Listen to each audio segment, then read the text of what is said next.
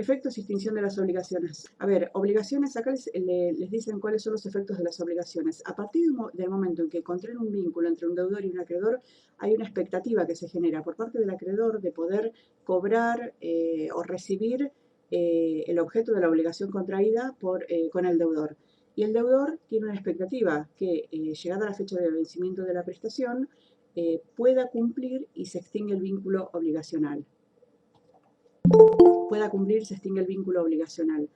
Estas son las dos expectativas, y eso es muy parecido a lo que pasa en la actualidad. Si ustedes contraen una obligación, ¿cuál es la expectativa del acreedor? Cobrarles en algún momento, y la expectativa de ustedes, bueno, no solamente cumplir con esa prestación, sino que siempre es cumplir con la prestación, no es cumplir con el pago. El pago es una de las formas de extinguir la obligación, pero no es la única. O sea, si ustedes se comprometieron a levantar una pared, es cuando la pared está terminada. Si se comprometieron a pintar un cuadro, cuando el cuadro está terminado. O si el sastre que se comprometió a hacer una prenda de vestir, cuando la prenda ya está lista para entregar y, bueno, cobrar, en ese caso sí sería un pago, pero no todo es pago. El alquiler es un pago, pero en el caso de construir una casa o construir una pared medianera sería una locación de obra. O sea, es el objeto quedaría cumplido con la construcción de esa obra. Bien. Bueno, entonces, se genera una expectativa, como en la actualidad, tanto del deudor como del acreedor. A veces, ¿qué pasa acá? Eso es lo que es lo esperable, eso es lo que se pretende, pero no siempre pasa así. ¿Qué ocurre cuando no se dan estas situaciones? A veces ocurre que el deudor no cumple con su prestación, entonces el acreedor quiere percibir esa prestación. ¿Y cómo hace? ¿Cómo se hacía en Roma? Bueno, como yo les había explicado en clases anteriores, antiguamente se aplicaba la manus iniectio para el deudor confeso o para el deudor condenado en un juicio. Esto es la etapa más primitiva que nace con la ley de las 12 tablas y que después, bueno, después con el tiempo se fue mejorando, ¿sí? Se fue mejorando con la sanción de la Lex Poetelia Papiria. Entonces, hay una expectativa que no siempre se cumple y el acreedor necesita recibir el objeto de la prestación. Entonces va a recurrir a distintos sistemas o mecanismos. Y esto va sufriendo una evolución. No es que de una se aplicó la acción pauliana, de una se aplicó la laborum menditio, que ahora vamos a ver que son formas de ejecución del patrimonio del deudor insolvente. Bueno, entonces, por un lado, el complemento, por un lado, tratan de cerrar los micrófonos, así no nos interferimos. Bueno, entonces, cumplimiento de la prestación. No siempre se cumple la expectativa del deudor insolvente, del deudor, porque hay deudores insolventes. Entonces, el acreedor necesita recurrir a algún método.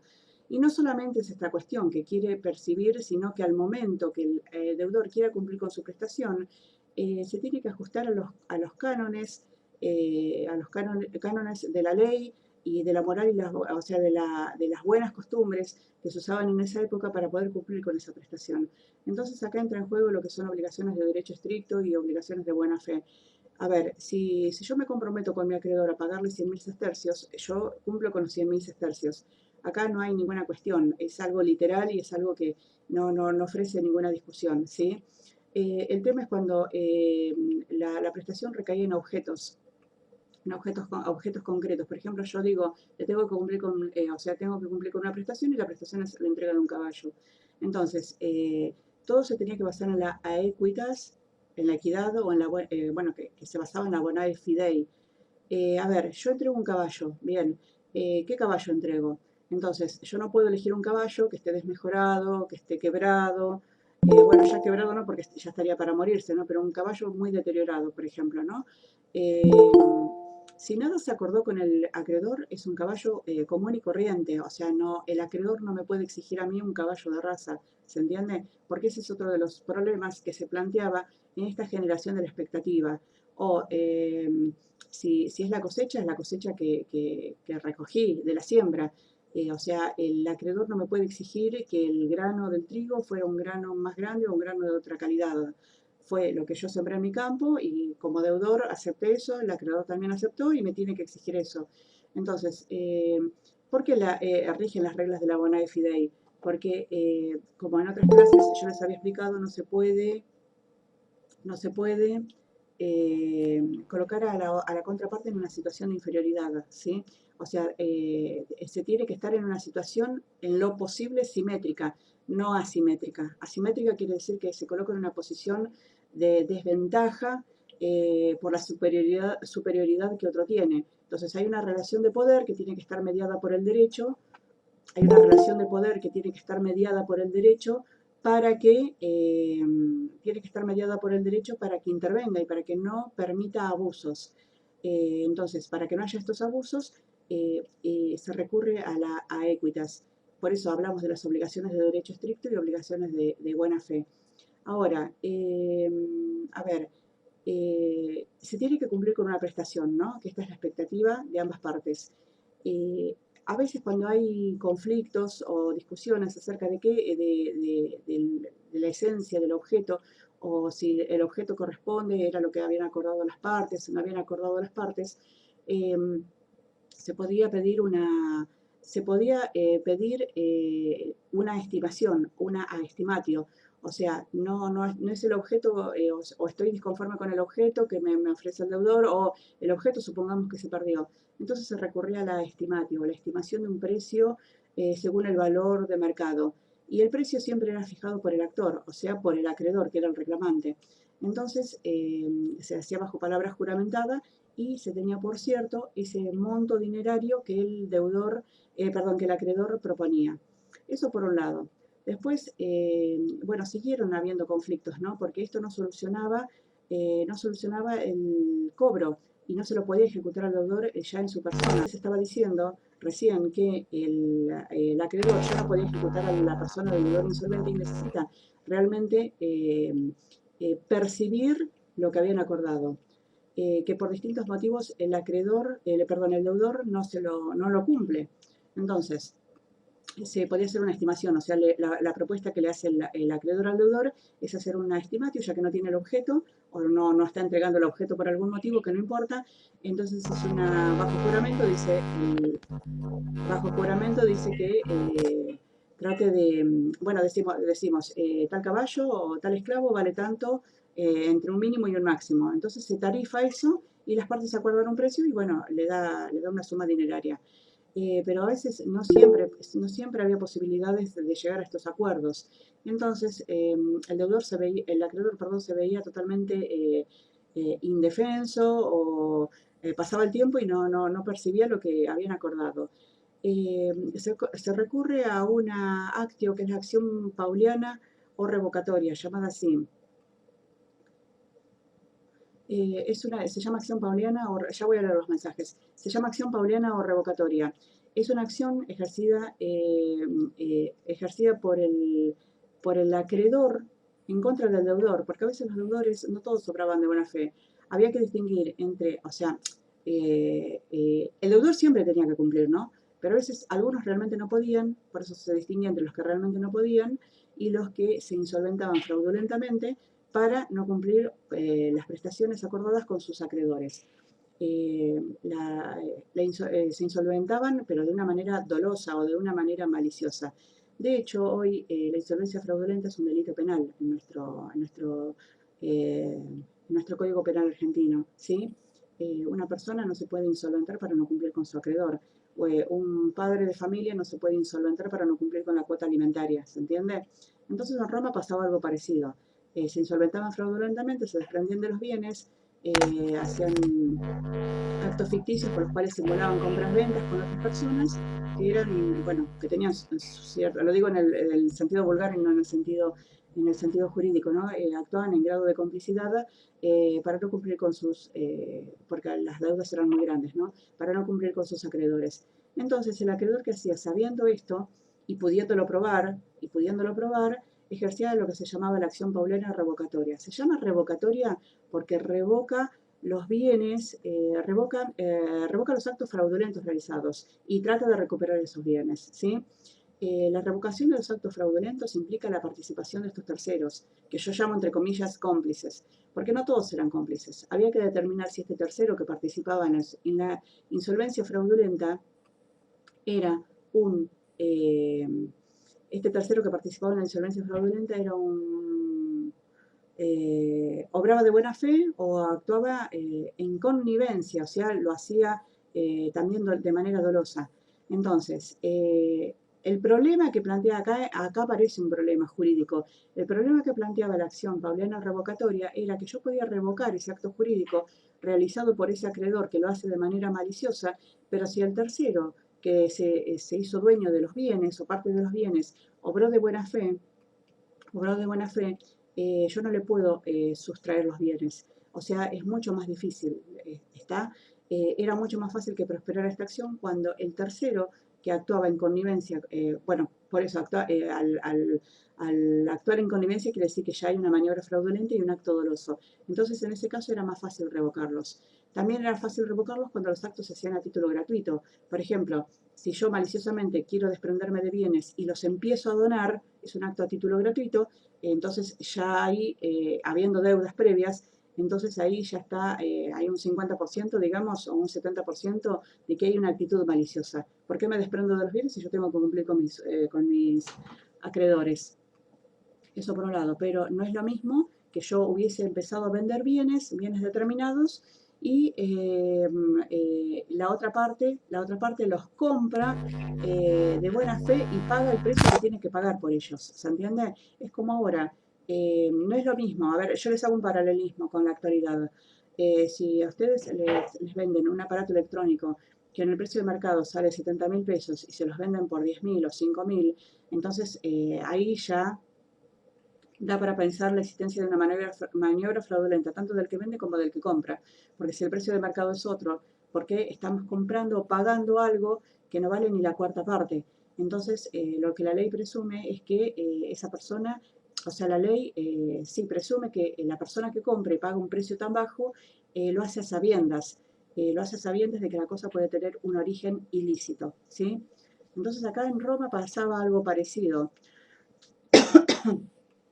En Roma pasaba algo parecido. Si de repente todo el mundo empieza a recibir donaciones de un paterfamilias, o algo que vale 100.000 sestercios lo vende por 5.000, 10.000, hay una mala intencionalidad de parte del que lo adquiere también, ¿no? Pero si el que adquiere algún bien del paterfamilias y paga el precio justo, el precio o el valor que tiene en ese momento, entonces es una maniobra mucho más difícil de desarticular porque se presume la buena fe de la otra parte. Bien, esto era la acción pauliana o revocatoria. Esta acción pauliana o revocatoria entonces no brinda una solución efectiva como quería el acreedor, ¿no? de cobrar su crédito, nada más que eso, nada más ni nada menos. Entonces aparece la bonorum benditio.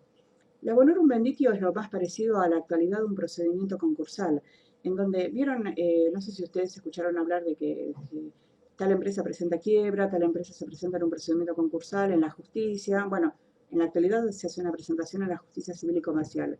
En Roma había otro procedimiento. Se publicaban afiches o proscripciones. Los afiches o proscripciones los afiches o proscripciones eran publicaciones que se hacían en lugares donde estaba el acceso del público, como el foro romano, los templos, y ahí decía que fulano de tal se presentaba para convocar a todos los deudores de Ticio, por ejemplo. Entonces, se hacían reuniones o se juntaban ellos para hacer un reclamo ante la autoridad. A ver, se juntaban la mayor cantidad de acreedores posibles, ¿no? Para accionar en contra de un deudor. No importaba si el deudor ya había fallecido o si el deudor estuviera vivo. El tema es que este deudor tenía varios créditos incumplidos. Y tampoco acá se dirime si obra de mala fe o no paga porque no quiere o porque realmente no puede pagar. Hay una persona que es un deudor insolvente y se actúa concursalmente en contra de él. Bien, entonces, una vez que estaban reunidos los acreedores, eh, se hacía una petición en donde se reclamaba el monto, si era un pago o se reclamaba la deuda. Había una diferencia en este procedimiento, en los pasos del procedimiento concursal, que prosperaba más rápido si la persona estaba viva y tardaba un poco más, no era mucha diferencia de días. Lo que tardaba 10 días si estaba fallecido, tardaba 15 días en el caso de una persona que estuviera con vida. Entonces, eh, se hacía un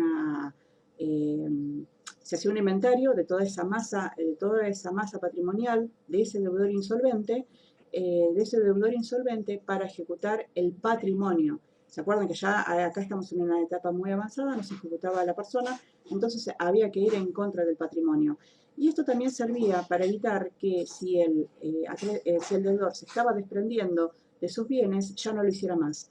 Entonces, los acreedores ya presentan un inventario de toda esa masa patrimonial que es del deudor y se procede a la ejecución. ¿Qué es la ejecución por la bonorum menditio? La ejecución quiere decir que se ofrece ese patrimonio a la venta.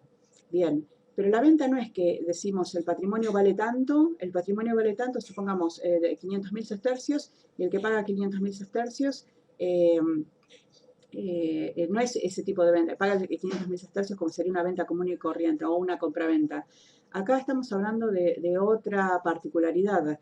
Se ofrece el patrimonio del deudor insolvente a quien quisiera pagar, pero lo que se paga y lo que después termina adquiriendo este tercero que aparece y paga es el mayor porcentaje de las deudas, ¿sí? El mayor porcentaje de las deudas. Entonces, de todos los oferentes, el que paga el mayor porcentaje, por eso se lo asocia a la subasta o al remate actual, ¿no? El oferente que paga o el que propone pagar el mayor porcentaje de las deudas se quedaba con el patrimonio del deudor insolvente. Y después los acreedores se repartían, según el orden de los créditos, como los habían adquirido en el tiempo, se repartían esa masa dineraria y bueno, podía ocurrir, ¿se acuerdan que nosotros vimos? Como en el caso de los acreedores con una denominación moderna, quirografarios, los acreedores quirografarios, que eran los últimos en cobrar, porque eran los últimos que habían adquirido el crédito, podían llegar a cobrar o no. O sea, se aplicaba toda esa normativa, todas esas reglas del cobro. Bueno, entonces, los acreedores o la masa de acreedores recibían una suma dineraria de un tercero que había pagado el mayor porcentaje de las deudas. Este tercero se llama bonorum emptor. Nosotros lo vimos cuando vimos los interdictos. Bonorum significa patrimonio y emptor significa comprador. Emptor, E-M-P-T-O-R. Bonorum patrimonio y emptor comprador. Es el comprador del patrimonio que en realidad no es que pagó una suma por el valor del patrimonio, por ahí no quiero ser reiterativa, pero lo vuelvo a aclarar, sino que paga el mayor porcentaje de las deudas. Esto traía aparejado la tacha de infamia, no solamente para el deudor, sino también para su familia. ¿Por qué? Porque ya se habían quedado sin patrimonio y nosotros recordemos cuál era la idiosincrasia del romano y la importancia de tener un patrimonio, porque la continuidad del patrimonio o el mejoramiento del patrimonio era garantizar la continuidad de las generaciones futuras de esa familia romana.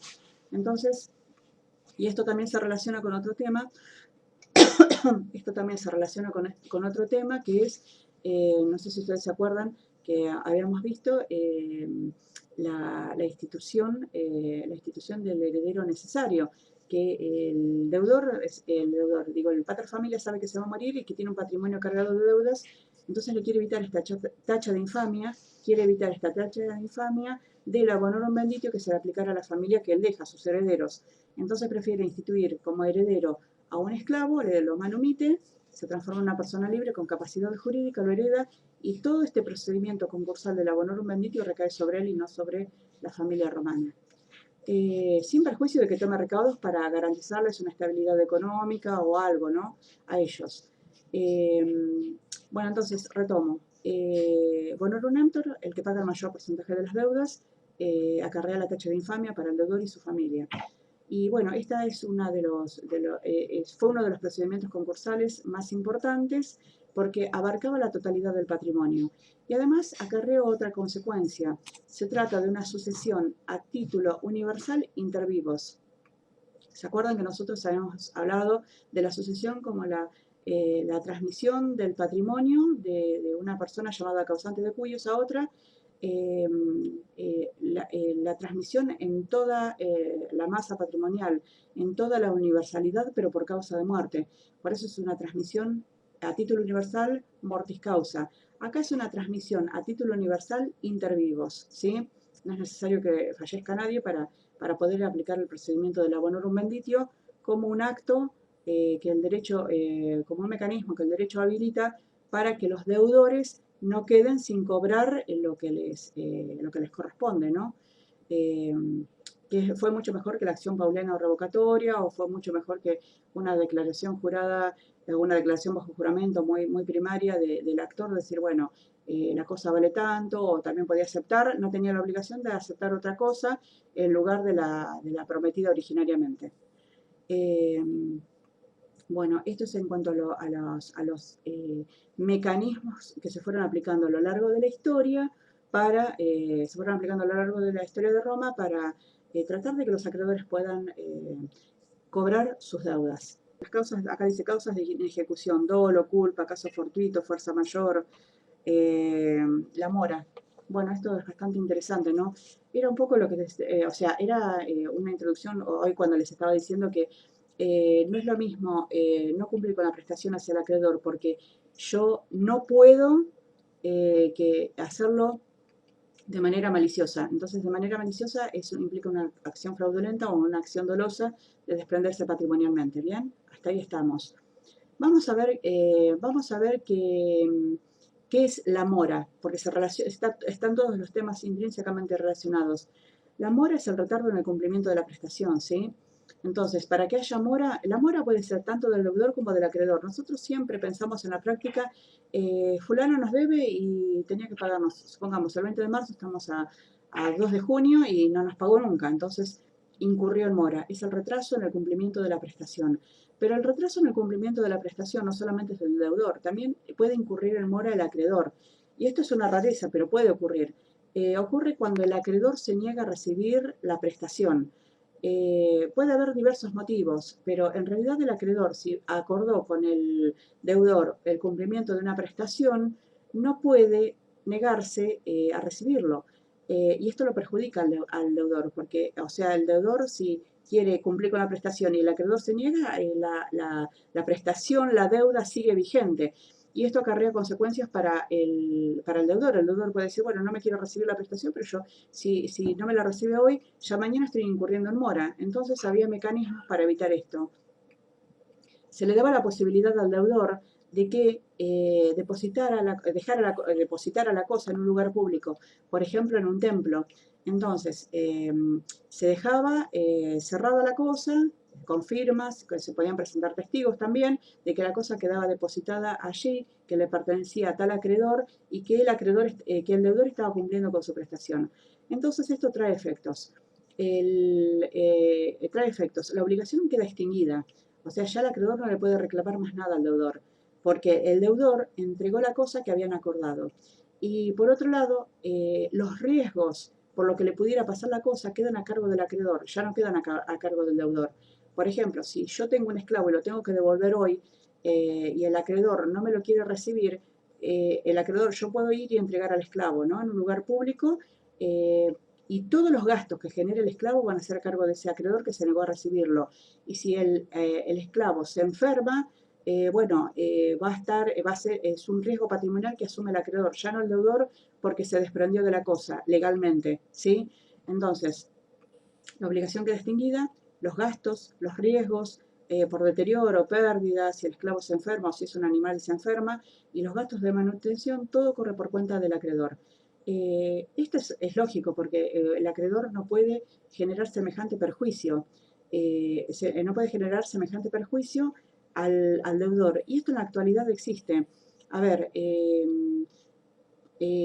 si hay algún acreedor que se niega a recibir el pago, se va a la justicia y se hace un pago por consignación. De ahí sale el nombre. En la actualidad la figura se llama así, los romanos también lo conocieron con este nombre, pago por consignación. Se deja en un lugar público, bueno, debidamente acreditado, la cosa, si se entrega una cosa, si es una suma dineraria, bueno, el cumplimiento de la prestación en general, ¿no? Se cumple con la prestación y ya queda extinguida la obligación tanto para el deudor como para el acreedor, y se hace cargo el acreedor de todos los riesgos, de todas las cuestiones que genere la cosa. En cambio, la mora, el retardo en el cumplimiento de la prestación por parte del deudor, le va a generar a este consecuencias.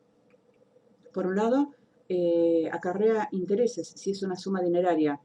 Si es un objeto, el objeto tiene que hacerse cargo de los gastos, tiene que hacerse cargo del deterioro que sufra la cosa, porque después va a tener que resarcir al acreedor, no entregándole por el objeto deteriorado, sino que le puede entregar el objeto deteriorado, pero lo va a tener que indemnizar con una suma equivalente para equiparar el valor, porque la cosa se deterioró por X motivo. Si ese animal o esclavo se pudieron haber enfermado, pérdida o rotura de un miembro, bueno, pueden pasar un sinfín de posibilidades. Hasta se le puede escapar el animal o se puede fugar el esclavo. Entonces, en ese caso tiene que responderá por dolo o culpa, y tendrá que indemnizar al acreedor. No solamente con el valor real de la cosa, sino también por los intereses, que se hace una estimación de los intereses y no solamente del valor, sino también de los intereses del objeto que tenía obligación de entregar y que no entregó, y bueno, todo ese cálculo se hace a la fecha en que se cumple con la prestación. Bien. Bueno, y después, obviamente, a los efectos indemnizatorios no es lo mismo el dolo que la culpa. A ver, ¿por qué? Porque en el dolo yo tengo una actitud maliciosa de causar un perjuicio. En cambio, la culpa no. La culpa implica la negligencia, no cumplir con no cumplir con las diligencias de un buen paterfamilias. O sea, no obrar con los cuidados o recaudos que a todos se nos imponen en la vida social y que también el derecho nos impone, obrar con los cuidados y previsiones para no causar perjuicios a otros, ¿sí? Entonces, si yo sé que hay una peste y no cuida al esclavo y el esclavo se enfermó, obré con culpa. Otros dirán, bueno, es un caso fortuito o es una fuerza mayor. ¿Se acuerdan que estos conceptos de caso fortuito ya lo hemos visto? El caso fortuito es el acontecimiento no previsto, y el acontecimiento no previsto, que puede ser, por eso se puede discutir si obró con culpa o obró o fue la consecuencia de un caso fortuito. Una cosa es que venga este acontecimiento inesperado, que puede ser en esa época una peste, y empieza a matar gente, y yo no tomé los recaudos para que no se me enfermen los esclavos. Los esclavos se enfermaron igual. Entonces, una cosa es no tomar los recaudos y otra cosa es que la situación fue tan abrupta que no hubo posibilidad de que no se enfermaran, ¿sí? Esto puede estar discutido. Por otro lado, la fuerza mayor es un acontecimiento, eh, que si bien puede preverse, no se puede evitar. Si yo tengo un campo cultivado con trigo y veo venir la tormenta o sé que va a venir un tornado porque ya los animales cambian de actitud. Hablo en esa época, no hablo ahora que hay aparatos, ¿no? Pero veo que los animales cambian de actitud, veo un viento, los vientos, cómo corren, que son raros. O sea, es un acontecimiento imprevisto, pero yo no lo puedo evitar. El hecho ocurre igual. Entonces, la contraparte no me puede exigir que yo cumpla con mi prestación cuando vino un tornado y destruyó todo. Mató los animales, destruyó la cosecha. ¿Se entiende la diferencia? Entonces hay distintos grados. Eh, Caso fortuito, fuerza mayor, actuar con culpa o actuar con dolo. Se responde por dolo o por culpa, no se responde por caso fortuito o fuerza mayor, ¿sí? Y esto, bueno, es lógico basado en las reglas de la equidad, porque si no, imagínense que después de un tornado y con una destrucción masiva de una ciudad, o viene el Vesubio y destruye todo, explota el Vesubio y destruye todo, los que quedan vivos no le puedo exigir al otro que quedó vivo, bueno, pagame lo que me corresponde porque me debes. O sea, hay situaciones que el derecho contempla y que exime de cumplir, en este caso, las deudas, ¿no? Bueno, a ver. ¿Alguna pregunta? A ver si hay preguntas. De nada, Ruchi. Bueno, vamos a ver las formas de extinción de las obligaciones. vamos a ver cuáles eran los mecanismos por los cuales se extinguían las obligaciones. Y las formas de extinción de las obligaciones fueron tomadas también por nuestro Código Civil, como el pago, la renovación, la transacción, la compensación. Es bastante interesante, ¿no? Como estas figuras que conocieron los romanos, pasó por todo el derecho medieval, pasó por toda la confección de los códigos del Código Civil alemán, los romanistas alemanes, y eso es traído por Vélez Sarsfield al Río de la Plata para, para nuestro primer Código Civil. Trae estas figuras romanas que ahora vamos a ver. Al principio existieron formas muy antiguas de extinguir las obligaciones, como fueron, se las voy a escribir, así hacemos.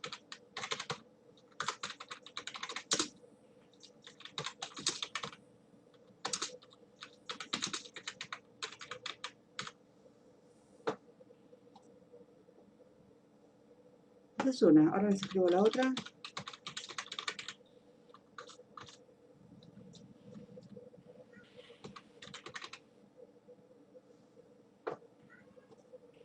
Aceptilatio. Bueno, solutio operae et libram y aceptilatio. Ahí vamos a ver qué es cada una.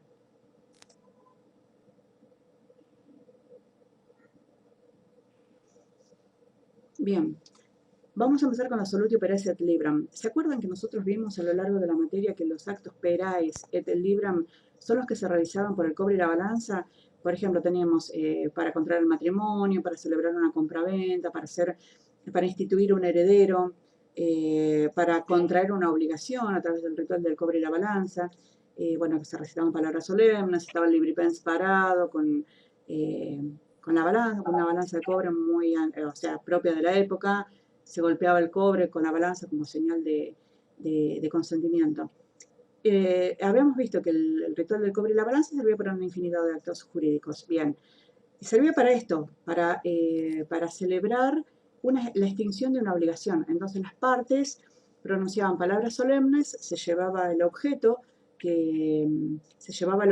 y que se tenía que entregar, y se pronunciaban palabras solemnes. Se decía, bueno, tienes por recibido en el día de la fecha, el esclavo estico, tal, bueno, lo acepto de conformidad o lo recibo conforme me lo entregas. Y bueno, se golpeaba la moneda o un pedazo de cobre a la balanza y quedaba extinguida la obligación. Entonces pronunciaban palabras solemnes y una le entregaba el objeto a la otra, o le entregaba dinero o lo que fuera, y ya daban por cumplida con la prestación en presencia de testigos. ¿Se acuerdan? 5 testigos, pobres, ciudadanos romanos, etc. Bien, esa es una. Y después existió otra forma, ya cuando el derecho se va haciendo cada vez más informal. Más informal quiere decir que no cumple a rajatablas estas formalidades a través del ritual del cobre de la balanza, por ejemplo, ¿sí? Entonces, el aceptilatio consistía en una pregunta y en una respuesta. ¿Se acuerdan ustedes cuando vieron los contratos, que en los contratos estaban la sponsio y el stipulatio? La sponsio y el stipulatio era un contrato verbal que se realizaba entre ciudadanos romanos, se podía hacer en latín, bueno, entre ciudadanos romanos era el sponsio, si era el stipulatio entre ciudadanos romanos y extranjeros. En el caso del sponsio se usaba el latín, en el caso de los extranjeros se podía hacer cualquier otro idioma. Todo aquello que se había celebrado a través del sponsio o del stipulatio podía ser extinguido por un aceptilatio. ¿Por qué? Porque el aceptilatio era una pregunta y una respuesta. Así como habían contraído la obligación por la sponsio con una pregunta y una respuesta, se desobligaban también por una pregunta y por una respuesta. Y esto lo explica bien Alfredo Di Pietro en los Institutos de Gallo, utilizándose siempre la misma conjugación. ¿Tienes por recibido? Tengo por recibido, lo tengo. Tienes por recibido, no sé, el esclavo, el dinero, tal objeto, lo tengo. Y ya con esa simple pregunta y esa simple respuesta, sin mayor formalismo o sin cumplimiento de otras formalidades, se daba por extinguida o agotada la prestación. Bien. Esas son las formas más antiguas, el aceptilatio y la solutio operae et libram. Después fueron apareciendo también muy antiguamente otras formas que tuvieron permanencia en el tiempo. Por ejemplo, el pago que es de mucha actualidad. Intervienen dos personas, el deudor y el acreedor, y ambas se habían comprometido en un momento a que una le entregara a otra una cosa o le cumpliera con una prestación X. Acá el pago puede ser, o sea, acá tenemos que ver ¿Quién le paga a quién? ¿Cuándo? ¿Dónde? ¿Cómo? ¿De qué formas? Etcétera. ¿Cuándo? A ver, ¿cuándo un deudor tiene que cumplir el pago? ¿Cuándo? Cuando lo hubiese, en la fecha que hubiesen acordado las partes, ¿sí? Si es la entrega de algo. También, si se trata de la construcción de una pared, bueno, para tal fecha, yo para tal fecha quisiera tener la pared hecha. ¿Estás de acuerdo? Sí, estoy de acuerdo. Entonces, qué sé yo, el 20 de julio tiene que estar terminada la pared o tiene que estar terminada la obra de arte, supongamos. Es lo que acuerdan las partes, a eso voy. Es lo que acuerdan las partes. Eh, Pago. El pago puede estar sometido a una condición suspensiva. Por ejemplo, te pagaré los 100.000 sestercios cuando venda la cosecha de mi campo. Entonces, hay un pago que está sometido a condición suspensiva, un acontecimiento futuro que puede ocurrir o no puede ocurrir, porque primero tiene que estar la cosecha y después la tengo que vender. Ya con ese dinero voy y le pago. No acuerdo el pago, como pago la cosecha, si acuerdo cómo pago el dinero que yo obtengo de esa cosecha. Entonces está sometido bajo condición, acontecimiento futuro e incierto. No sabemos si se va a producir o no. Eh, Bien, volvemos entonces a la modalidad más común. Una fecha acordada por las partes. Si no hay una fecha acordada por las partes, es al primer requerimiento del acreedor. Es el primer requerimiento del acreedor. Entonces, primero, cumplimiento de la prestación. Cumplimiento de la prestación según las modalidades acordadas por las partes. ¿Quién debe realizar el pago? El pago lo tiene que realizar el deudor. Sin embargo, lo puede hacer también un mandatario o un gestor de negocios. ¿Sí? ¿Y quién recibe el pago? Lo recibe el acreedor o también otras personas agregadas, agregadas, eh, agregadas por causa de pago se llaman, ¿sí? Que son coacreedores.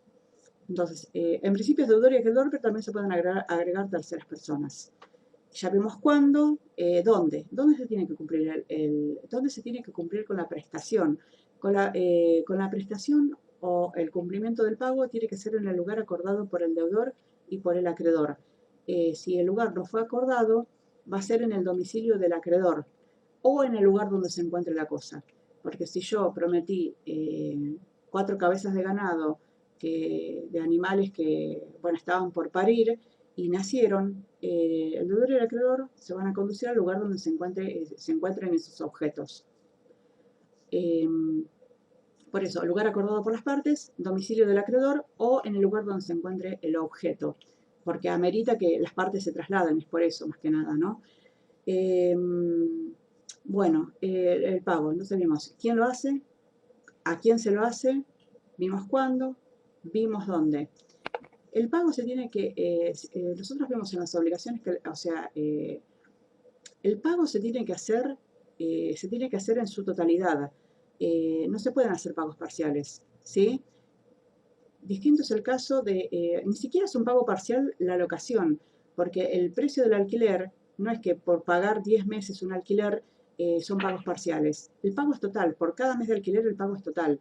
Las partes lo pueden acordar, pero no es lo que originariamente marca la esencia del pago en sí, ¿sí? Eh, bueno, y acá también entra en juego si no se cumple o no se respeta la fecha de vencimiento de la prestación, bueno, ya entran en juego los intereses, ya los riesgos que asume el deudor moroso por no cumplir con la prestación. Bueno, vamos a ver ahora, ¿qué podemos ver? Vamos a ver la novación. La novación también es una figura muy interesante.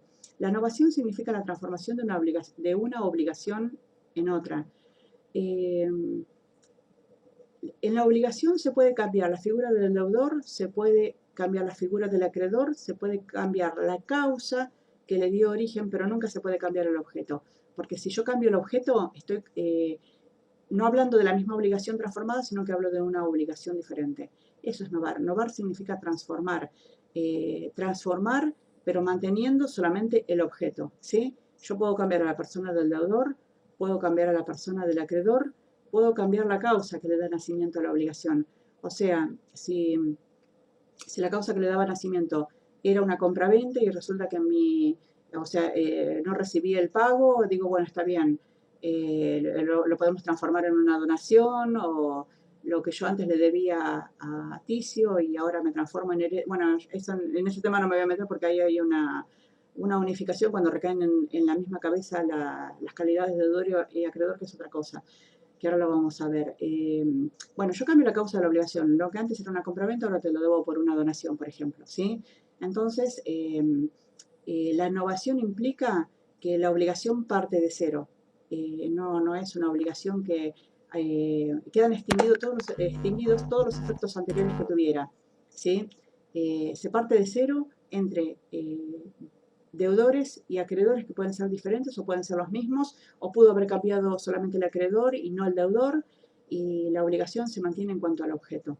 Eso es la innovación, es transformar una obligación por otra y quedan extinguidos todos los efectos anteriores, como los intereses por mora o deterioros que hubiese sufrido la cosa. Se parte de cero.